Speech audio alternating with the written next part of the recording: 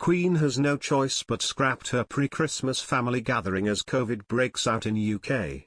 Queen Elizabeth II has scrapped her pre-Christmas family gathering as a precautionary measure amid the rise of Omicron cases in the UK. The Queen is said to have cancelled the traditional lunch with regret.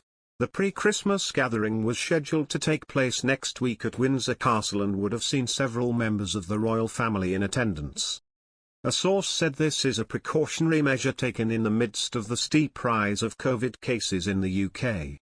The insider explained this decision was made out of fears the lunch would put too many people's Christmas plans at risk. A senior palace source said, "The pre-Christmas family lunch will not be going ahead. The decision is a precautionary one as it is felt to put too many people's Christmas arrangements at risk if it went ahead. While there is regret that it is cancelled, there is a belief it is the right thing to do for all concerned." Her Majesty is understood to still be committed to celebrating Christmas at Sandringham with a small number of close relatives, as she has been doing since 1988. However, she is expected to take advice in the coming days as to whether it will be safe to leave her home in Windsor and have guests in Norfolk. This move is likely to be a bitter blow for the Queen, who is preparing to mark her first Christmas without her husband Prince Philip. The Queen cancelled the traditional royal Christmas gathering last year due to the raging COVID crisis.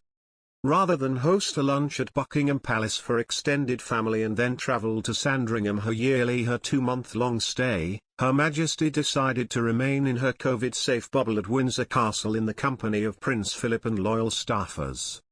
News of the Queen's cancelled plan comes after the UK hit a sad milestone on Wednesday, when the country recorded the highest number of lab-confirmed COVID cases since the beginning of the pandemic.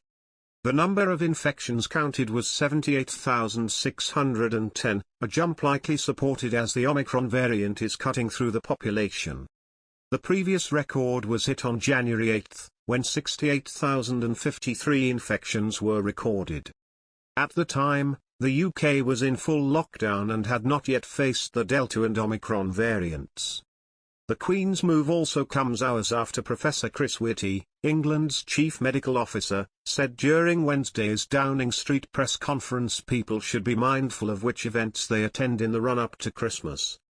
Speaking next to Prime Minister Boris Johnson, Professor Whitty told Britons not to mix with people you don't have to at events they deem most important to them.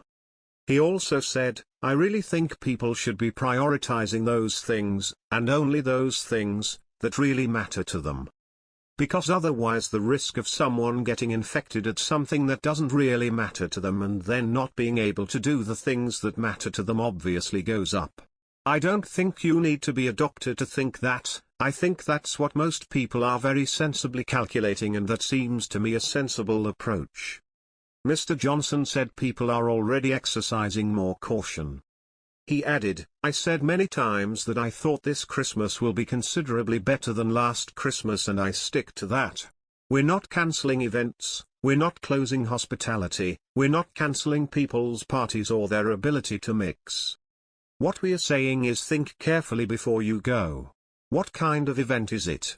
Are you likely to meet people who are vulnerable? Are you going to meet loads of people you haven't met before? And get a test." Despite the Queen's commitment to honouring the firm's traditional Christmas plans, Her Majesty has been forced to axe them altogether as the Omicron variant continues to spike. The royal family was due to gather for what will be an especially poignant and heartbreaking occasion for the Queen. His will be her first Christmas without her husband of 73 years, Prince Philip, who passed away in April.